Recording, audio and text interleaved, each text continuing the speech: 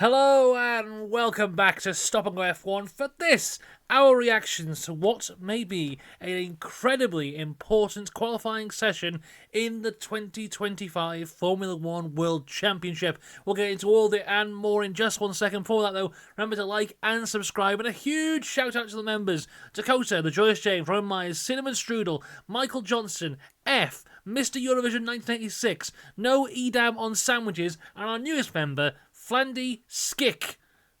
He sent me a message. I said the name wrong. Hopefully I said it right correctly now. Flandy Skick on the Patreon.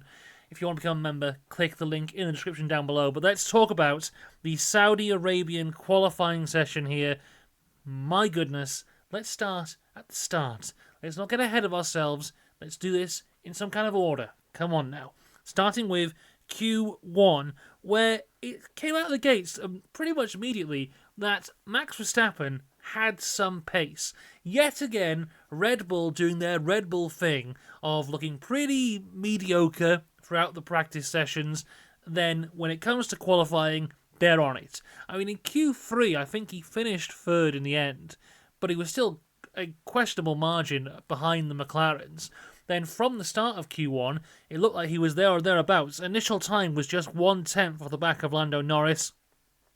Yuki Tsunoda looked briefly quick as well. He had a purple sector in Sector 2 at the start of the session. That was taken by Russell, but overall Russell was 2 tenths down off of Oscar Piastri, who was in P1. Aston Martin looked dreadful all weekend, but they had some okay pace through qualifying. In both FP1 and FP2, their times were slower than their times last year. But in qualifying, at one point in Q1, Alonso goes as high as 6th. So they found some pace in the Aston when it actually mattered here in qualifying. As the checkered flag goes, though, on Q1, it is Gabriel Bortoleto who is in 20th place, Esteban Ocon 19th, Nico Hulkenberg 18th, Jack Doohan 17th, Lance Stroll in 16th place. Second time in 4 races for Bortoleto on the back row of the grid. The third time out of qualifying one for Ocon this year. Third time in a row out of qualifying for Nico Hulkenberg, who has been a qualifying specialist prior to this. Jack Doohan, it was his third Q1 exit of the year. And Stroll here, man, has a mixture of statistics to go through. So firstly, it's his third Q1 exit in a row, joining the likes of Nico Hulkenberg. But also, on the positive side, it's the first time since China that Stroll will not be on the back row of the grid. But back to the next negative side, this Q1 exit means that Stroll takes the record from Magnussen for the most Q1 exits in F1 history. So a mix of statistics there for Stroll, starting in 16th place. Into Q2, and Stroll is told to stay in the car, just in case there is any track limits violations. There wasn't any, so he is still out, but thinking back to last weekend in Bahrain, where Hulkenberg made it through, then we found out later he shouldn't have made it through, maybe Aston looking for a similar thing there, but that did not happen this time. At least it hasn't happened just yet. Lando Norris sets a good lap at the start, going 0.048 faster than Max Verstappen in P2 on their both initial laps there. So Lando still looking fast, but Max getting closer and closer as the session went on. Norris did get a tow, though, from Oscar Piastri at the start of his lap, so that was to be taken into account there. We were building to this wonderful Q3 of the McLarens versus Verstappen as to who would get pole position here, because even though Norris was ahead of Max at this point by a fraction of a second, and also he's getting that tow. So who was really the quickest? We'll find out in Q3, or at least we thought. Piastri had a moment on the curve on his lap. He was in third at this point, 0.2 behind Lando Norris in P1. And as we close on Q2, this is the guys who are out from here.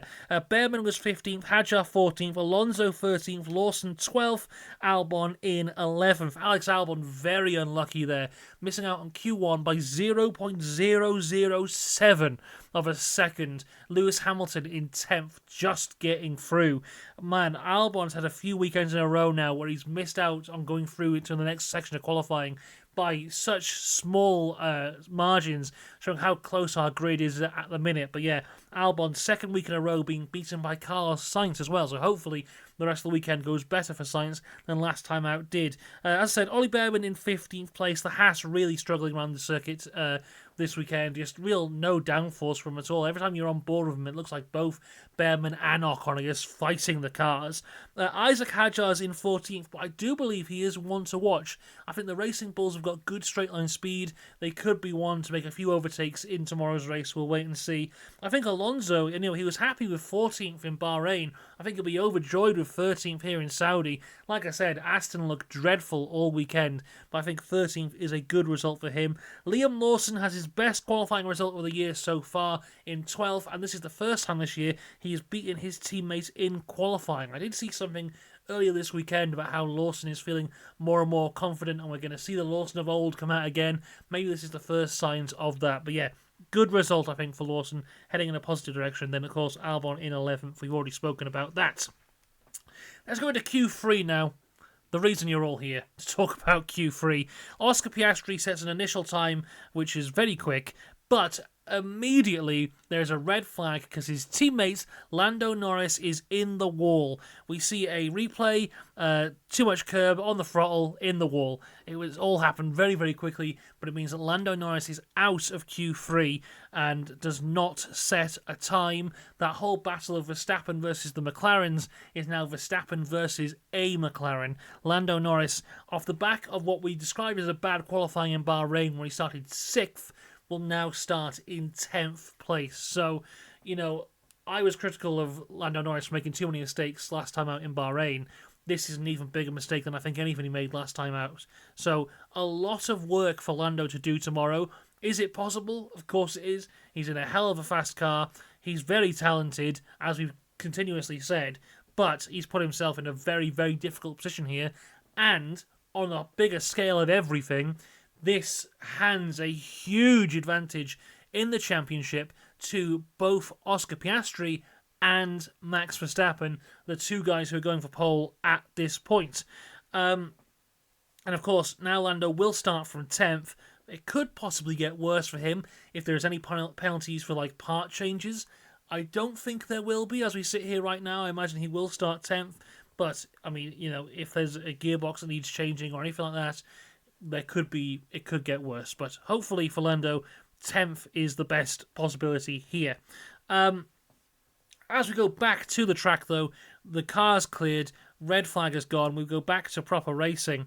Max Verstappen comes out, and he's on the tyres that he used for his first lap that never happened in Q3. So he was out on a prep lap when the red flag came out, so he didn't fully destroy his soft tyres. He scrubbed them a little bit, but there was nothing more than that. So he comes out on those tyres again, sets a lap, which puts himself 0.001 faster than Oscar Piastri at this point in qualifying, taking provisional pole. It does not get any closer than that without them setting the exact identical time. Incredible stuff for how close these two guys were in qualifying.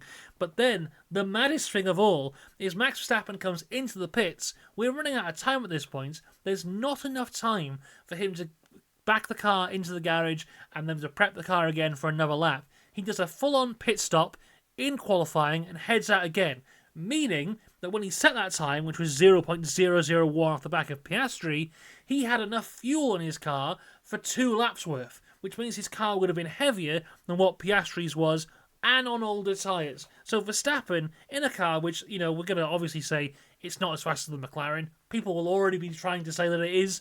It's not. But Verstappen, in a car slower than the McLaren, on semi-used tyres, with an extra lap worth of fuel on board, was 0.001 faster than Oscar Piastri at this point. Incredible from there, nonetheless. Meanwhile, back on track, I think Max was the only one who set 2 laps after the red flag. Piastri had set his lap beforehand.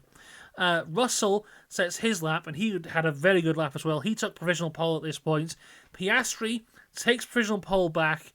But as we cross the line, here are our top 10. So, of course, Lando Norris in 10th with no time. Pierre Gasly is 9th. Tsunoda is 8th. Hamilton 7th. Sainz 6th. Antonelli in 5th. Leclerc 4th. Russell 3rd. Oscar Piastri is in P2. And our pole sitter for tomorrow by 0.010 is Max Verstappen.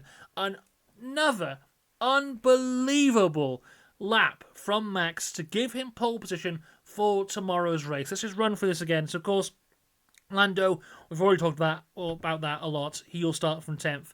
Gasly has looked fantastic all weekend. Of course, he topped FP1. There was rumours that maybe the engine was turned up a little bit there, a bit of a glory run in FP1, but despite that, has carried on some good speed to be 9th here. Tsunoda has looked surprisingly good all weekend. I think 8th, he'll be relatively happy with that. Lewis Hamilton, I think, will be ecstatic with 7th. He has not shown much pace at all this weekend, and going into qualifying, there was quotes of him going like, if I'm in the top 10, I'm happy. He was nearly out in Q2, as we said. 7th, good position for him. Even better, Sainz in 6th. Fantastic for him. Hopefully can convert that into a good race tomorrow. It all fell apart after that incident with Tsunoda in Bahrain. Hopefully he can avoid damage, get some good points. Antonelli a wonderful 5th. Leclerc is in his Leclerc spot at the minute. You know, the Ferrari's not good enough to challenge the McLarens. It's not good enough to challenge Russell. Max Verstappen's doing his Max Verstappen thing. Then there's Leclerc. Then there's a gap. Then there's everybody else. He's in his own little world right now, and that little world gives him 4th. George Russell, a great 3rd. Then Piastri, 2nd. Max Verstappen, an incredible, incredible pole position. And what could this mean for our World Championship coming out of tomorrow? Now, of course, anything can happen in Formula 1, and anything can happen in that race. We saw last time out that Lando Norris started 6th. By the end of the first lap, he was 3rd. I mean, he did have a penalty for a false start, but that's by the by.